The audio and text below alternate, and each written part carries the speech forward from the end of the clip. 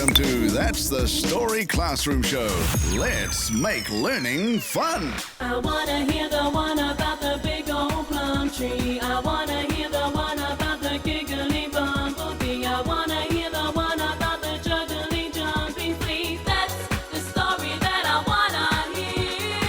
That's the story, that's the story, that's the story that I wanna hear. That's the story, that's the story, that's the story that I wanna hear. Hello there, I'm Ronnie. Welcome to That's the Story. This week we have a story about Sandy's washing.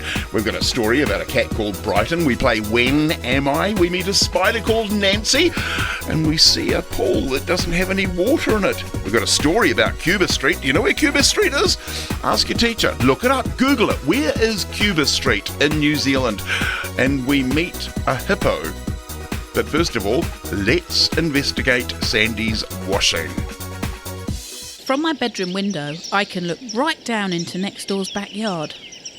There isn't much there, apart from grass, except a lemon tree and an old metal clothesline. Tama lives next door, and Tama's mum is Sandy. Sandy's just come down the back steps with an enormous yellow basket of washing. She pegs up a long row of socks, none of which seem to match. There's blue ones, grey ones, stripy ones, plain ones, long ones, short ones, and just one pink one with some lacy stuff around the top. I count 23 socks. Next out of the washing basket is a damp and sad-looking teddy bear with one eye missing. It must belong to Maya, Tama's little sister. She has a habit of puking on her toys. Sandy pegs it up by the ears and drips form on its paws. It looks rather startled as a one-eyed bear can look. Sandy fishes in the washing basket again and pulls out several T-shirts. The slogans shout, "I love Aotearoa," "My sister went to Gore and all she got me was this lousy T-shirt," and "Hard Rock Cafe Surfers." Next out of the basket is one of the hugest pairs of undies I have ever seen. They're dark blue with a light blue swirly pattern on them and light blue elastic. Sandy has to peg them on the line with 2 pegs, and they flap in the breeze like some monstrous underpant flag. I can't imagine who wears those. I get slightly embarrassed as Sandy pegs up her own undies. They're a bit shiny and small for my liking, and so I look away for a bit. A fantail lands on the lemon tree and watches Sandy too. It's not embarrassed at all by her undies. Must be a girl fantail. When I look back, Sandy's hanging out jeans of various sizes. One pair I recognise as Tama's, the others which are too long or too wide or too pink to be his. Then she pulls out a large red jacket and some red trousers which look like they match. They look as if they're made of really thick material and are very heavy to lift when they're wet. Sandy hauls the red garments onto the line and the washing line leans to one side a bit. I'm slightly confused when she then hangs up 2 big black lace-up boots by their tongues. After all, who would want to wear all that in this weather? The leather starts to go crispy in the sun and the bootlaces nearly reach the ground as they drip onto the grass. The last thing that Sandy hangs up looks, at first, like another of Maya's toys. It's white and fluffy and a bit bedraggled looking. But as she stretches it out to peg it on, I can see what it is. It's a beard. A white, hairy beard. I look over to Tama's house. The chimney is very wide, and there's some sort of animal feeding trough by the back door. Now I think I understand who those giant undies belong to. G'day, I'm Ronnie. Welcome to That's the Story. If you would like me to do a shout out to you and your classmates, all you have to do is head for our website, that'sthestory.co.nz. Click on Contact Us and you can send me your message from there and I'll do a shout out to you and your mates very, very soon. Now let's meet Brighton the cat. That's the story, just the way we like it. Brighton was named Brighton after the place where Ted's dad had grown up. Brighton was on the coast of England, far, far away, and Ted had 2 grandparents, 3 sets of aunties and uncles, and a host of cousins who lived over in Britain. Every now and then, some of them would come to New Zealand for a visit. It was always a very special occasion in Ted's house, especially when his granny and granddad came bearing gifts from a very posh shop in London called Harrods. Anyway, this story isn't about Harrods in London. This story is all about Brighton. Brighton, the bothersome bedfellow. Brighton was a fluffy Burmese cat with lots of long fur that got all over your clothes and big blue eyes that stared at you for far too long and made you feel uncomfortable. Brighton was a very spoiled Burmese cat, and Brighton was allowed to sleep in bed with Ted. That was until Brighton became the most bothersome bedfellow ever. As Brighton got increasingly older, and he was way older than Ted, who was only 11, Brighton became increasingly bothersome in bed. Brighton started to shuffle about. Ted's mum said that his bones were getting achy. Brighton started to snore increasingly loudly. Brighton's snoring began to keep Ted awake at nights. Brighton, who didn't go outside that much, now that he was old and doddery, had claws that were far too long. As he shuffled and stretched and snored in his sleep, his long claws would dig into Ted, who was lying there wide awake. In the morning, Ted began to notice red scratches on his stomach, arms and shoulders. Brighton was getting more and more bothersome by the minute. When Ted told his dad what a pain Brighton was becoming, Ted's dad got all defensive. He'd had Brighton for 16 years, he said, and the old boy should be given a bit of peace and comfort. Ted told his dad that Brighton was becoming a very bothersome fellow. Ted's dad just laughed, but Ted's mum had a brilliant idea. The next weekend, after Ted was starting to look very, very tired and had begun to lose concentration at school, Ted and his family went on a mission to rid Ted of his bothersome bedtime buddy. They spent a small fortune at their local pet shop, but were sure that they had put an end to Ted's bothersome bed partner. That night, Brighton was given a very special treat. The family had got him his very own bed, complete with sheepskin rug, lots of soft padding and fitting snugly around his back. Brighton didn't need to be asked twice where he wanted to sleep that evening. Ted went to his bedroom. He firmly shut his bedroom door so that the cat could not get in. It felt weird without Brighton being there, and Ted kind of missed him at first. But before too long, Ted was sound asleep, his bedroom a haven of peacefulness and quiet. Ted had the best night's sleep of his life. Brighton, the bothersome bedfellow, had gone. Down in the kitchen, Brighton slept soundly too. It was much better in here, he thought to himself. There was no Ted fidgeting, no Ted mumbling, and best of all, no Ted sleep-talking. Brighton was very glad to be finally rid of his own bothersome bedfellow too. Okie diddly dokey, when am I? Really simple game. We're about to give you some clues. From those clues, I want you to try and guess which year I am talking about. Don't forget to take some notes, because there's lots of clues there, and you're allowed to use Google as well. See if you can guess what year it is that I'm talking about. Here come your clues. When in history am I? On July the 26th of this year, the Surrey Iron Railway, arguably the world's first public railway, opens in South London. On December 20th of this year, the French flag is lowered in New Orleans to mark the formal transfer of Louisiana from France to the United States. They bought it for $27 million.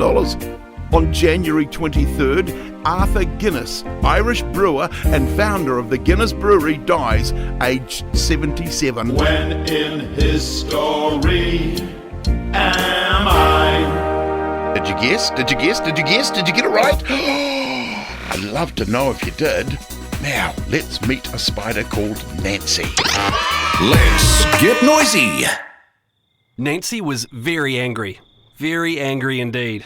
This was the 4th time that she'd had to rebuild her web in as many days. Nancy wiggled and waggled her 8 legs in the air and rubbed her fangs together in a very frustrated manner. She couldn't understand why those stupid human beings would walk through her intricately woven traps every single night, creating great gaping holes in them, and getting cobwebs tangled up in their hair at the same time.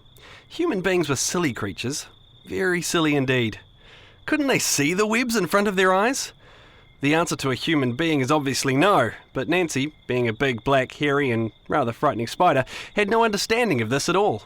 Nancy took a big, deep breath and began to focus yet again on spinning her web. She breathed in, she breathed out, and the web began to make its way out from the lower end of her body. Nancy wiggled and waggled her way up to the corner of the porch, and then, just as she was about to swing herself, Tarzan style, across to the other side of the wall, meaning her web would go right across the human's entrance into their house, Nancy had a brilliant idea. What if this time she didn't make her web go right across where the silly humans needed to walk? What if this time she made it in the corner? Nancy rubbed her 4 front legs together. This web was going to be even better than before. The big, black, hairy and rather frightening spider wiggled and waggled her way on her 8 dangly legs into the corner of the porch, up close to the light and away out of reach of the humans' heads. She tracked backwards and forwards, her web trailing behind her. She waggled under and over and wiggled above and below, all the while her sticky web leaving an intricate woven pattern behind her.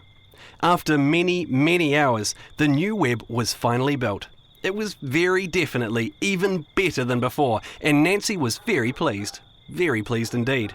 And that's where Nancy is to this very day. If you look up next time you're passing through the porch at the front of the house, right in the very, very corner at the top, you just might see a big, black, hairy and rather frightening spider called Nancy. But Nancy won't hurt you. She'll just trap the flies and moths that buzz around your outside light at night, and as she wraps them into her wonderful woven web, she'll be a very happy spider. Very happy indeed. Who ever heard of a pool without water? How ridiculous! Warning, a really great story is on its way. We've got a bit of a problem. It's to do with our school. It's nearly the middle of summer and there's no water in the pool. It's really inconvenient because the days are getting hotter. And usually at this time of year, we go swimming for PE. But because we've had no rain, we've had to play crab soccer. At playtime and lunchtime, we all mooch and moan around the high wire fence that surrounds our empty pool. Some of the kids sigh, and others of us drool. We want to go swimming. It's far too hot. But what can we do about it? What? I have an idea, said Mrs. Crichton. She teaches years 3 and 4.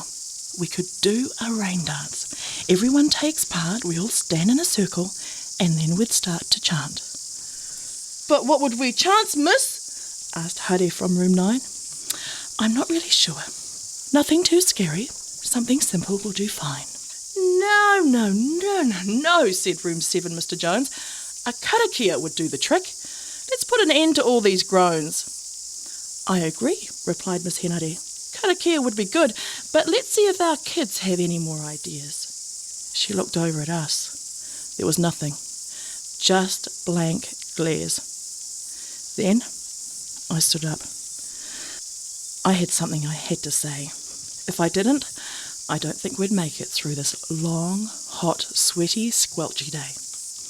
I greeted our teachers, the tamariki too, and then I told them my idea, the thing that we could do. Everyone is hot. It's too sticky to do any work. How about we all go for a nice, relaxed walk to the beach? Woohoo! Cheered all the kids. Ka pai! Grinned Mrs. Crichton. Superb! Stuttered Mr. Jones. Miss Henare had a great big smile. Hurry up and get your dogs. We're going swimming at the beach. This happened on Friday. That night, it began to rain. Phew, I thought at last. Water for our pool. I hope we never run out again.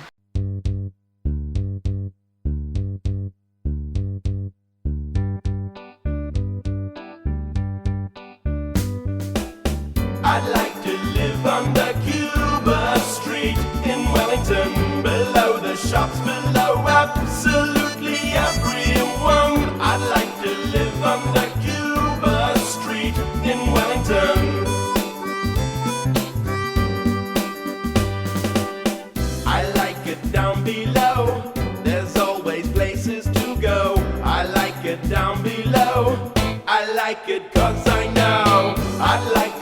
live under Cuba Street in Wellington, below the street, below your feet. I could have lots of fun. I'd like to live under Cuba Street in Wellington.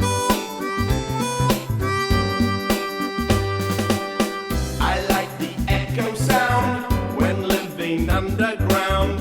It bounces round and round, and I will never be found. I'd like to live under Cuba Street in Wellington, under the cars and the bars and everyone. I'd like to live under Cuba Street in Wellington, below the shops, below absolutely everyone. I'd like to live under Cuba Street in Wellington. I'd like to live under Cuba Street in Wellington.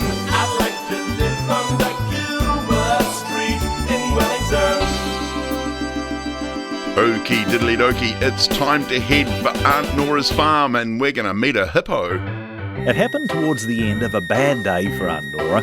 Things hadn't been good from the moment she'd woken up and realised she hadn't set her alarm clock and had slept in. So she was running behind for her appointments all day. She missed meeting up with Mrs. Weatherly to go into town for a coffee. And she missed her game of bridge with Mrs. Corbett after that. And that got Aunt Nora in quite a grumpy mood, which meant that when her sure-to-rise chocolate cake didn't rise, she was very unhappy indeed. And when she saw her prized tomatoes had some funny sort of blight on them, she moved from grumpy to angry. And then when she realised the wheelbarrow had a hole in its bottom, she blew a top. So by the time she came round to one of her last chores of the day, feeding the fish in the fish pond out back of the barn, Aunt Nora was ready to call it quits. This day was done. Let's move on to another better one tomorrow. Then, as she came round the side of the barn, fish food in hand, she saw the hippo in the fish pond. That's a hippopotamus, said Aunt Nora as she came to a sudden stop. I've seen them on the TV. Now that's one of those funny things in the English language. When Aunt Nora saw a hippo in the fish pond, that's exactly what she saw, a hippo sitting in the fish pond. But when she said she'd seen hippos on the TV, she didn't mean that she had a hippo infestation problem and that hippos were crowding onto the top of the little 14-inch colour telly that sat in the corner of the lounge. No, she meant she'd seen hippos in programs about Africa that showed on the TV. And of course, that made sense, because hippos only popped up in Africa and not on Aunt Nora's farm. At least, not before today, anyway. Then Aunt Nora noticed Mr. Buxton standing and also looking at the hippo. "Is this hippopotamus yours, Mr. Buxton?" asked Aunt Nora. Oh, gracious, no," said Mr. Buxton. "I just saw it wander across my front yard. I got such a surprise and I just followed it to see where it was going, and it seems it was going here." "That's all very well," snapped Aunt Nora, "but I have no use for a hippo, either in my fish pond or anywhere else for that matter." At that moment, the hippo, who wasn't all that big for a hippo, opened his mouth enormously wide and gave a great big belch. "How rude!" snorted Aunt Nora. Oh, how smelly, how really... Ooh, groaned Mr. Buxton, holding his nose. He was right. Imagine how your breath would smell after gulping cabbages all day long and washing it down with dirty river water. Oh, and never, ever brushing your teeth. "It can't stay there, all my roses will get crushed," fumed Aunt Nora, as the hippo awkwardly made itself comfortable in the fish pond, splashing water everywhere and flattening a couple of shrubs that were just a little bit too close. "Oh, they'll get gassed," muttered Mr. Buxton, as the hippo made another enormous belch. "Why is it here?" moaned Aunt Nora, who was hopping from foot to foot in fury. I don't know," said Mr. Buxton. "Perhaps it thinks this is the rainy season and it wants to migrate. Or something." "Rainy season?" exploded Aunt Nora. "They have a rainy season in Africa, Mr. Buxton. We have a bit more rain in the winter months. We do not have a rainy season. It is March, for goodness sake." Well, maybe it was lonely," suggested Mr. Buxton. "Lonely? Lonely? Well, why stop here? Can you see any other hippos about for it to play with? If a total stranger had asked me this morning, "Is this a hippo-free zone, Aunt Nora?" I would not have hesitated to reply, "Yes, we have no hippos today, or any other day." Oh! Shoo! Shoo! At that moment, the hippo grunted and made rather a large deposit on the lawn next to the hippo-filled fish pond. "Disgusting!" fumed Aunt Nora. "Oh, smellier than the belch," said Mr. Buxton. "And what about my poor fish?" wailed Aunt Nora. "Well, they're flatfish now, I'd suspect," said Mr. Buxton. And so mad was Aunt Nora now that she threw the box of fish food straight at the hippo, who opened his mouth and swallowed it in one gulp. Hey, what's all this racket?" growled a voice, and round the side of the barn came Gordon the gnome, usually the grumpiest person on the farm, but not today. "It's that!" wailed Aunt Nora, pointing dramatically at the hippo. "What in the fiddle-dee-dee-diddle is that doing here?" shouted Gordon in surprise. "Oh, just what we were asking," said Mr. Buxton. "Don't people read any more?" growled Gordon as he stumped off to a patch of knee-high grass. "Read? What does he mean?" asked Aunt Nora. Gordon fossicked in the grass for a moment, then gave a triumphant "Ha-ha!" and held a little wooden sign over his head. "I expect some clumsy hippo knocked this over and never read it," he said. Aunt Nora and Mr. Buxton peered at the sign as Gordon showed it to the hippo. It simply read, "No hippos, under any circumstances, at any time." The hippo squinted its little eyes, read the sign carefully, then nodded its giant head. With a mighty sucking noise, it lifted its body out of the muddy mess that was the fish pond and walked slowly away over the lawn and out of sight round the corner of the barn. "Oh, I don't believe it," stammered Mr. Buxton. "Incredible," said a dazed Aunt Nora. Grunted Gordon as he hammered the sign back into the ground. "We're just lucky there was only one. Without a sign to keep them out, we'd be overrun by hippopotamuses. Just like that." Hello, I'm Ronnie, and that's my lot for another week. Thanks ever so much for joining us at That's the Story. We will be back again next week. Until then, ka kite anō. I wanna hear the one about the big old plum tree. I wanna